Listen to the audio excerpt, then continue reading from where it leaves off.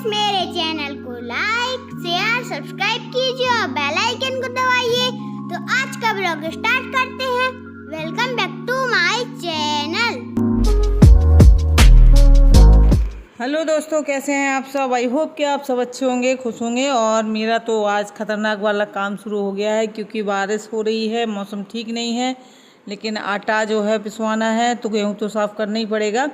तो ये गेहूं जो धुला हुआ हम बरसात के लिए रख लेते हैं, तो वो सब धुला हुआ रखा है, सब कुछ है, लेकिन फिर भी हल्की सी इसमें सीलन आ गई है। ऐसा नहीं है कि वो बहुत अच्छी तरीके से सूखा हुआ है, लेकिन मजबूरी है, इसको पिसवाना पड़ेगा। और अगर सीलन नहीं भी है तो यहाँ पे 1-2 घंटा तो लग ही जाएगा, 2-3 घंटे तो लग ही जाएंगे इसको साफ़ करने में। तो बस जो जितनी रही सही कसर होगी तो यहाँ ये पूरी हो जाएगी, थोड़ा सा सील जाएगा गेहूँ, लेकिन मजबूरी है, करना पड़ेगा। तो देखिए, क्योंकि काफ़ी इंतज़ार किया है मैंने, और इसके बाद ये जब नहीं मौसम साफ़ हुआ, धूप नहीं निकली, तो फिर मुझे साफ़ करना पड़ा। तो बस वही कर रही हूँ। बच्चे स्कूल जा चुके हैं और मैं अपना काम शुरू कर दिया है, तो चलिए बना लेते हैं। और मुझसे सूप से नहीं बनता है तो मैं इसको ऐसे ही कर लूँगी साफ़। और ये इसको ऐसे इसको छजनिया से निकाल लेंगे, इसको छाजना कहते हैं हमारे यहाँ। तो बस वही कर लेंगे, फिर इसके बाद बीन लेंगे और बीनने के बाद इसको बोरी में भर देंगे, तो फिर ये पिसने चला जाएगा। और इसके बाद देखिए, मैं आ गई थी यहाँ पे, मैं सारा काम हो गया था, मेरा झाड़ू पोंछा वगैरह सब कुछ हो गया था। उसके बाद मुझे ये पंखा दिखा। तो फिर ये होता है कि जब हम ऐसे जो होते हैं ना काम, जैसे कि ये पंखा है या मकड़ी के जाले हैं, ये जब आप सफाई करेंगे तब इन पे ध्यान नहीं जाएगा और नहीं दिखेंगे। और जब आप फ्री हो जाएंगे, तो मैं झाड़ू पोंछा कर चुकी थी, इसके बाद मुझे ये पंखा दिखा तो बहुत ज़्यादा गंदा दिख रहा था। तो फिर मैंने सोचा चलिए इसको भी क्लीन कर देते हैं, नहीं तो मैं फिर भूल जाऊंगी। और भूलने के बाद ये होता है कि कभी कभी अगर आज भूल गई तो 2-3 दिन के लिए भूल जाऊंगी। और ये बहुत ज़्यादा गंदा हो रहा था, तो ये देखने में बहुत बुरा लग रहा था। अचानक से कोई आ जाए और नज़र पड़ जाए, और पड़ ही जाती है अक्सर, तो फिर वो बहुत शर्मिंदगी उठानी पड़ती है। तो इसीलिए मैंने इसको तुरंत ही कर दिया था। और चूँकि बालों में ना गिरे, इसीलिए मैंने दुपट्टे से ढक लिया है अपने आप को। लेकिन यहाँ पे मैं 2 बार गिरते गिरते बची, क्योंकि मैं कुर्सी पे खड़े होकर कर रही थी और पंखा पड़ जाता है ऊंचा, और झाड़ू से हो भी नहीं पा रहा था ढंग से। लेकिन जितना मतलब ऐसे इतनी बारीक धूल और ऐसे जमा हुआ था, तो वो झाड़ू से साफ़ हो गया था खैर।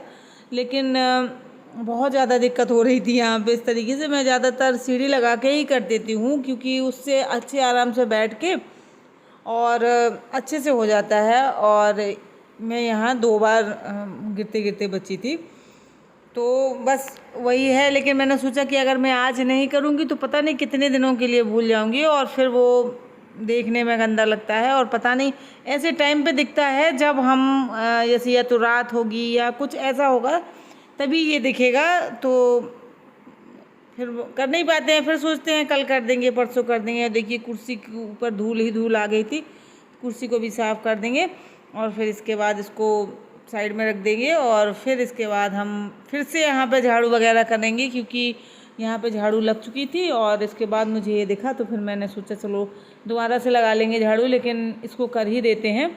तो बस ये होता है हमारा काम। और ये देखिए, इसको भी पोंछ के एक तरफ रख दिया है, और फिर इसके बाद लगाएंगे हम झाड़ू। और मैं देख रही हूँ कि साफ़ हुआ है या नहीं हुआ है, लेकिन तो इतना तो हो गया है कि मतलब वो गंदा नहीं लग रहा है।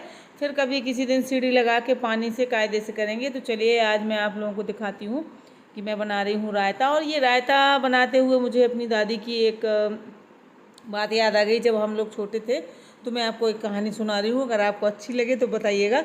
और तो ये मुझे इसको देख के ही याद आया कि जब हम लोग छोटे हुआ करते थे, तो मेरी दादी जो है मठा भाती थी। तो उनका क्या होता था कि जैसे उन्होंने मठा भाया, और पहले क्या होता था कि रोटियां काफ़ी बचती थी, चूल्हे से रोटी बनती थी, बड़ा परिवार होता था, तो रोटियां बच जाती थी। तो ये लोग क्या करती थी, उन रोटियों को ज़्यादातर, वैसे तो गाय भैंस जानवर होते थे तो उनको खिला दिया, और अगर नहीं खिलाया तो मेरी दादी तो क्या करती थी कि मट्ठा जैसे उनने भाया ताज़ा, तो बस गाढ़ा गाढ़ा से निकाल के रख लिया। और जो भी रोटियां उनकी बची हुई थी बिल्कुल कड़ी पापड़ जैसी रोटियां हो जाती थी, उनको वो इसमें फुला देती थी मट्ठे में।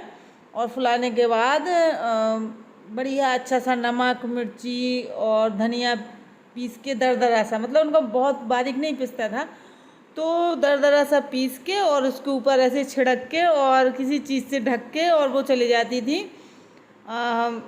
जहाँ गाय वगैरह हमारी बनती हैं, जो दूसरा एक बाड़ा होता है, तो वहाँ चली जाती थी वो गोबर वगैरह जो कंडे पाथने के लिए, और मट्ठा भा के और ये सब करके मट्ठे में रोटी सान फुला के चली जाती थी, नमक वगैरह पीस के डाल के। और बस, और मैं हमेशा इसी ताक में रहती थी। जब भी दादी मट्ठा बहाती थी तो मैं समझ जाती थी कि आज ये ज़रूर अपनी रोटी इस तरीके से फुलाएंगी। तो बस क्या होता था कि हम लोग जैसे खेल रहे हैं, थोड़ी देर बाद आए और मैंने देखा कि ये उनकी रोटी बढ़िया डलिया से, एक जैसे जिसको डलिया कहते हैं बांस की बनी हुई थी, उनसे ढक के चली जाती थी वो। और बस उनको फिर 2-3 घंटे बाद ही आना है, वहाँ से नहा के ही आती थी, क्योंकि हमारा तालाब भी वहीं पे है। तो वो दादी अपना नहा के और बिल्कुल आती थी, तो आके उनका नाश्ता उसी का होना था, मट्ठा रोटी का। तो हम क्या करती थी, मैं कि खेल रही होती थी और अचानक से देखा कि ये रखा है उनका, और फिर जब देखा कि ये तो फूल गई है बढ़िया, तो सानी और 2-3 कौर खा के और फिर खेलने चले गए, फिर 2-3 कौर खा के खेलने चले गए, फिर ऐसे ही कर के उनकी पूरी मट्ठा रोटी जो है ख़त्म कर दी। और इसके बाद फिर जैसे ही ढक दिया और फिर दोबारा से अपना फिर खेलने चले गए। तो जब दादी आती थी और वो अपने टोकरी खोलती कि इसमें, उन्होंने सोचा चलो नहा के आई, पूजा वगैरह कर लिया, सब कुछ कर लिया, फिर उसके बाद सोचेंगी चलो खा लें कुछ। तो वो जो मट्ठा रोटी फुला के जाती थी और बढ़िया वो प्याज को काटती नहीं थी कभी, ऐसे ही ले लेती, छीलती भी नहीं थी, दांत से उन्होंने उसका जो ऊपर का हिस्सा होता है काट के अलग किया और फिर वहीं खाते खाते छील लेती थी। और कभी उसको काटा नहीं है, ऐसे ही साबुत प्याज ही ले ली और बस ऐसे ही खा लेती थी। तो गर्मियों में ऐसा होता था, गर्मियों में प्याज खाते हैं और मट्ठे के साथ बहुत अच्छी लगती है। तो ये होता था मेरा। तो मैंने क्या किया, मैं खा के और चली गई और फिर से दोबारा से ढक दिया उस खाली कटोरे को। जब दादी आई तो उन्होंने जब अपना खोला तो उन्होंने सोचा कि अगर बिल्ली आई होती तो ये दोबारा से नहीं ढकती इसको और बिल्ली ने तो खाई नहीं होगी, और अगर खाई होगी तो वो डलिया ना ढकती, ऐसे ही खुला पड़ा होता, ये कौन खा के गया। अब जब हम तो खेलने चले गए थे, जब हम वापस आए तो फिर दादी ने कुछ और खा लिया, उस चीज़ को भूल गई। फिर बाद में उन्होंने पूछा, जब मैं शाम को या जब भी उनको बोला कि क्यों तुमने खाया था, तो मैंने कहा कि हाँ। बोले मैं समझ गई थी कि ये बिल्ली है। और मुझे पता नहीं क्यों दादी के साथ खाना, उनका खाना जो है वो जब किसी को अच्छा नहीं लगता था, वो जो खाती थी ना, सब लोग कहते थे पता नहीं क्या खाती रहती हैं ये इनको, लेकिन मुझे उनका खाना बहुत अच्छा लगता था, तो मैं हमेशा उन्हीं के साथ खाती थी। तो अगर आप लोगों ने भी ऐसा किया है या अगर इस तरीके से खाई है, तो मतलब वो खाना, वो मट्ठा रोटी उस टाइम की मुझे नहीं लगता है कि आज का कोई भी व्यंजन उसकी कमी पूरी कर सकता है। वो इतना टेस्टी लगता था, इतनी टेस्टी उनकी मट्ठा रोटी होती थी मेरी दादी की कि मतलब मैं बता ही नहीं सकती हूँ। और जिसने खाई होगी ना इस तरीके से, वो ही समझ सकता है इस चीज़ को। तो आपको कैसी लगी मेरी ये मट्ठा रोटी वाली कहानी मेरी दादी की?